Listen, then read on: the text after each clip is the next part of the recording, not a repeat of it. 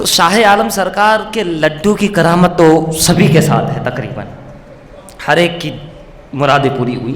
ہر انسان رکھتا ہے ماننے والا چاہنے والا، اس کی مراد پوری ہوتی ہے، کسی کے کس انداز سے کسی کے کس انداز سے.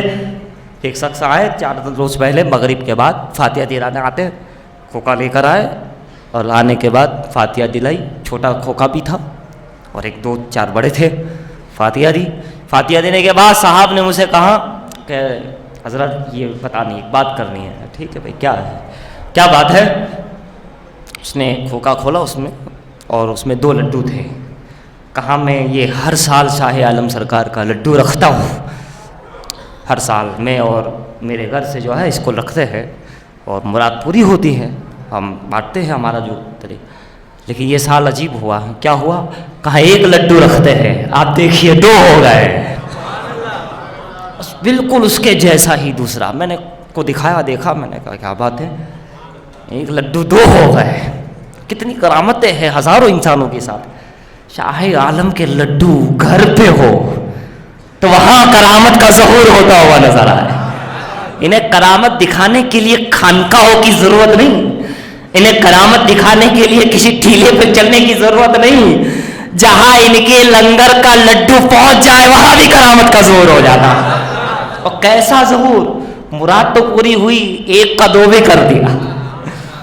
بالکل سیم، بالکل دیکھنے میں لگا نہیں کہ کون سا رکھا تھا کون سا نہیں رکھا.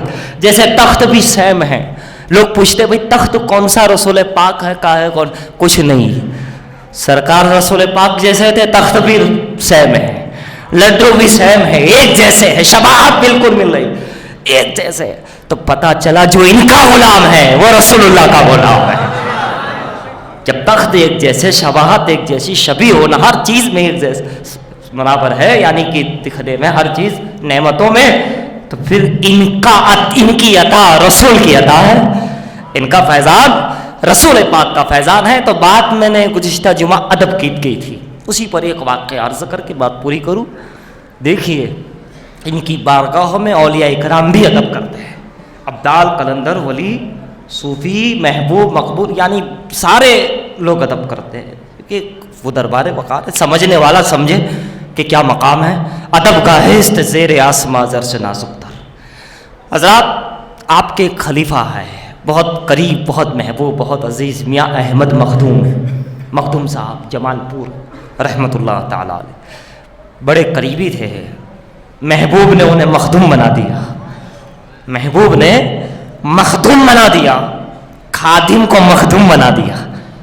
محبوب میاں احمد مخدوم ان کے خادم بنے، آپ نے مخدوم بنا دیا اور بہت ساری نعمتوں سے مالا مال کیا.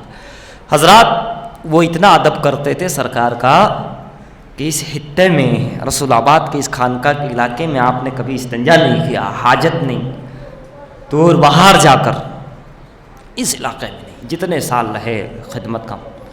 اور یہ تو یہ ہے، یہ بھی ادب ہے. اور ساتھ میں انہوں نے یہ بھی کیا کہ جس ہاتھ سے آپ بیٹھ ہوئے تھے، مرید ہوئے تھے سرکار، اس وقت سے آپ نے اس ہاتھ کو کوئی اور جگہ پہ نہیں لگایا جسم کے.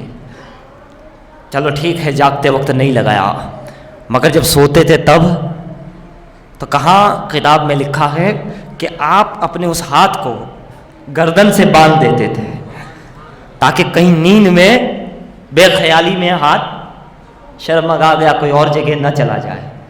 اس ہاتھ کا بھی ادب کرتے تھے. کیوں کہ یہ ہاتھ سے میں نے شاہ عالم سے بیعت کی ہے، مرید ہوا ہو.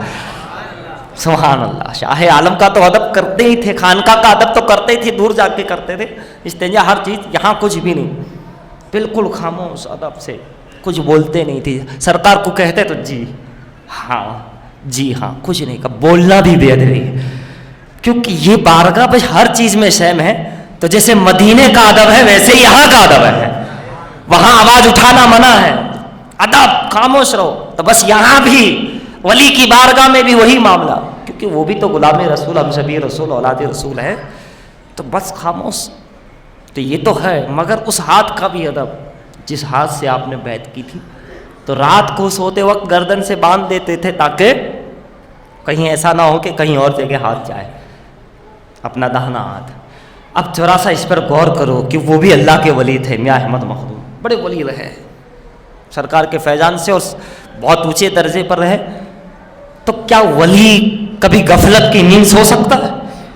ہو ہی نہیں سکتا کہ وہ سوئے اور ہماری تمہاری طرح غفلت کی نیند، ہاتھ کہیں جا رہا ہو پیر کہیں جا رہا ہو ہی نہیں سکتا. ایک اللہ کا ولی تو دور کی بات، ولی کا جو سچا غلام رہتا ہو، تاریخ اٹھا کے دیکھے، جو ان کی رات دن خدمت کرتا ہو، بھلے انہیں ولایت نہ ملی ہو، خاص ہو، اس کے بھی سونے کا طریقہ بہت ادب والا ہوتا. پھر تو یہ تو ولی ہے، سرکار کے خاص ہے.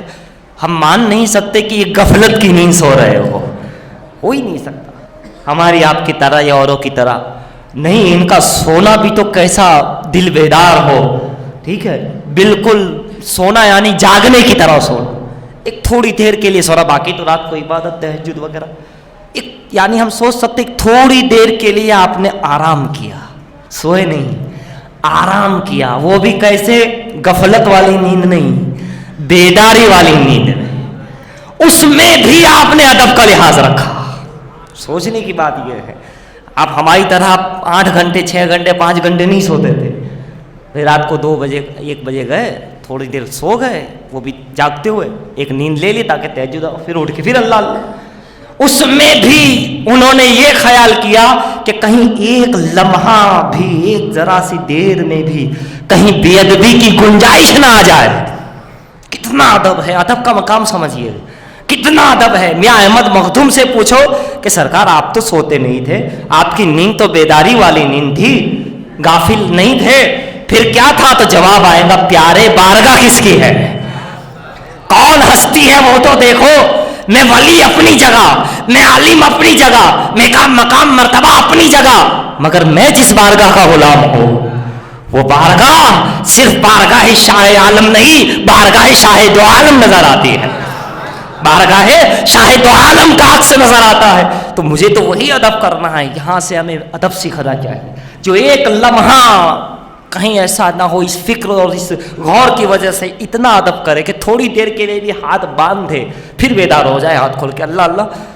تو ہمیں آپ کو تو ہم تو کچھ بھی نہیں ہیں، کچھ بھی نہیں ہے. اسی لیے پیارے ادب کرو، ادب کا مقام بڑا اونچا ہوتا ہے، ادب والا ہمیشہ کامیاب ہوا کرتا ہے. چلتے چلتے میں ایک اور بات بتا دوں کہ جب دربار پر انوار میں کہیں بھی حاضری ہو یا کوئی عمل آپ کر رہے ہو، تلاوت ہو، یہ ہو، کہیں بھی کوئی بھی زندگی کا کوئی بھی عمل، گھر میں، باہر میں، مسجد میں، مدرسے میں، کہیں بھی، سفر میں، حضر میں، خلوت میں، جلوت میں، آستانے پر، کہیں پر بھی کوئی عمل کر رہے ہو تو ایک چیز پہلے اس یہ نیت ہو کہ میں اللہ کی رضا کی خاطر کر رہا ہوں.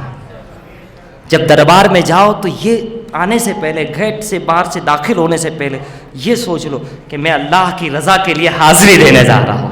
اللہ کا حکم ہے وَكُونُوا مَعَ الصَّادِقِينَ، میں اس پر عمل اور سرکار سے فیض حاصل کرنے جا رہا ہوں اللہ کی رضا کے خاطر. اور بس یہ نیت سے کہ میں انشاءاللہ ادب کروں گا، انشاءاللہ اسے فیض حاصل کروں گا، انشاءاللہ خاموش ہو. جب ایسی پیاری پیاری نیتیں ادب کے دائرے میں ہوگی تو آپ سوچ سکتے آپ گیٹ سے دربار تک نہیں پہنچو گے، پہلے ہی مراد پوری ہو جائے گی. جب گیٹ سے باہر ہی آپ نے اس کا گلدستہ بنا لیا ہے کہ مجھے خاموش رہنا ہے، ادب کرنا ہے، خدا کی رضا کے لیے حاضری دے رہا ہوں، ایک عالی رسول ہے، اللہ کے ولی ہے، مجھے حکم ہے رب کا، مجھے مصطفیٰ جان رحمت کا حکم ہے، میں مومن ہوں سرکار، یہ سب چیزیں سوچ لو گے پھر وہاں تک پہنچتے پہنچتے تو آپ کا چلنے میں ہی کام ہو گیا، چلنے میں ہی کام ہو گیا. کیونکہ نیت دیکھتے ہیں اللہ والے، تو چہرہ نہیں دیکھتے، لباس نہیں دیکھتے، ظاہر نہیں، اندر کیا لے کر آ رہا ہے. دل میں حسد تو نہیں ہے، دل میں کچھ اور تو دکھاوا تو نہیں ہے، دل میں کیا لے کر آ رہا ہے. اور جب وہ دل میں دیکھیں گے کہ تو اللہ کی رضا کے لیے آ رہا ہے، میری عزت و عظمت کے لیے کرتا ہوا آ رہا ہے، مصطفیٰ کا عشق کا طلبگار ہے، اس کا سینہ تو پاک ہے، دل میں خیالات پاک کر کے آ رہا ہے، پھر کیسی نظر ہوگی. حضرات اس ضمن میں ایک واقعہ محبوب الہی سرکار نظام الدین اولیاء رضی اللہ تعالیٰ کے جو فوائد ہے اس میں لکھا ہے، اس دور میں ایک بزرگ تھے، دور میں بہت بڑے بڑے بزرگ تھے، بہت بڑے بڑے اللہ والے تھے. تو ایک اللہ والوں نے کیا کیا، دریا کے اوپر مصلی بچھایا سمندر پہ اور نماز پڑھی 2 رکعت، اور 2 رکعت پڑھنے کے بعد ہاتھ اٹھائے اور کہا اے اللہ خضر علیہ السلام کے گناہ کو معاف فرما. دریا کے اوپر مصلی بچھایا اور کیا کہہ رہے ہیں؟ اے اللہ خضر کے گناہ کو معاف فرما دے. خضر علیہ السلام کے لوگ خضر کو پڑھنے کی کوشش کرتے, اولیاء ملنے کی کوشش کرتے, اور یہ خضر کے گناہوں کی معافی کر رہے ہیں. خضر علیہ السلام حاضر ہو گئے دریا سے. السلام علیکم صاحب, بھائی میں نے ایسا کون سا گناہ کیا ہے جس کی آپ معافی مانگ رہے ہیں؟ میں نے کون سا گناہ کیا ہے جو آپ معافی مانگ رہے ہیں کہ خضر کے گناہ کو معاف کر. سمندر کے اوپر میں دریا کا بادشاہ اللہ نے بتایا. تو اللہ ولی کی نظر اور ولی کا مقصد دیکھو. اللہ اکبر. انہوں نے کہا میں اس لیے معافی مانگ رہا ہوں, میری نظر میں دو گناہ ہیں. کہا کیا؟ کہا آپ نے فلاں جگہ درخت لگایا تھا. کہا ہاں اللہ کی رضا کے لیے لگایا تھا. ہاں مخلوق کے فائدے کے لیے, اللہ کی رضا. پھر آپ اس کے سائے میں بیٹھے کیوں؟ جب اللہ کی رضا کے لیے لگایا تو آپ کے لیے مناسب نہیں ہے کہ بیٹھنا, اس لیے میں اللہ سے معافی مانگ. ان کا دل میں بتانا چاہتا, خدا کی رضا ان کے اندر کتنی اندر مطلب کہ عبادت کی باریکی کے اندر جا کر وہ خدا کی رضا چاہتے تھے. باریک سے باریک بات میں جاتے تھے. کتنی باریک بات ہے, کوئی بیٹھنا ان کے لیے وہ نہیں تھا, مگر فرمایا کہ جب تمہارا مقام ایسا ہے, تم خواجہ خضر ہو, تو تمہارے لیے مناسب نہیں ہے. حضرات یہ اللہ والے ہیں جو ہر کام اللہ کی رضا کے لیے کرتے. ان کی صبح بھی اللہ کی مرضی سے, ان کی شام بھی اللہ کی مرضی سے, ان کی ہر ادا اللہ کی مرضی سے.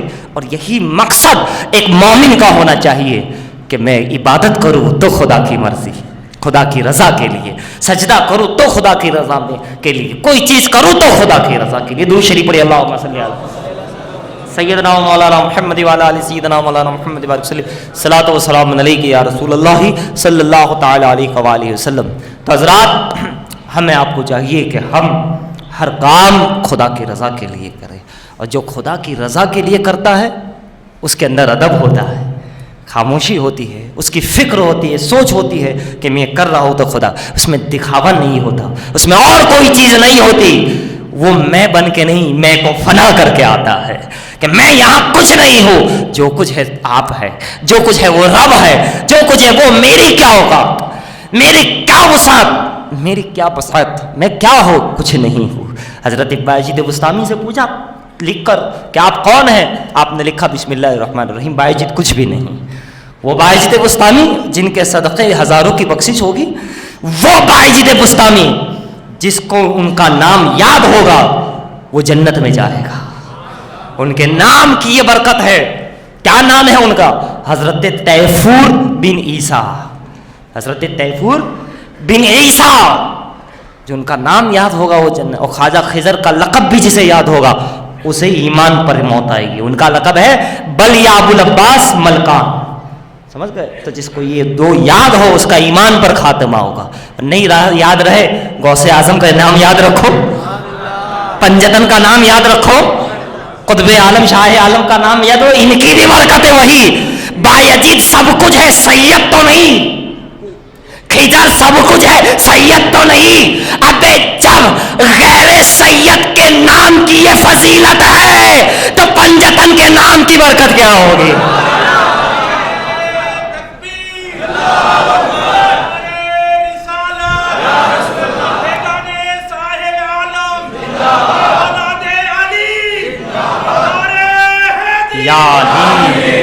تو پھر ان پنجتن کے گھرانوں کے نام کی برکتیں بلا شبہ بلا شک بے شک ان کے نام یاد رکھنے والے کا خاتمہ بھی ایمان پر ہوگا.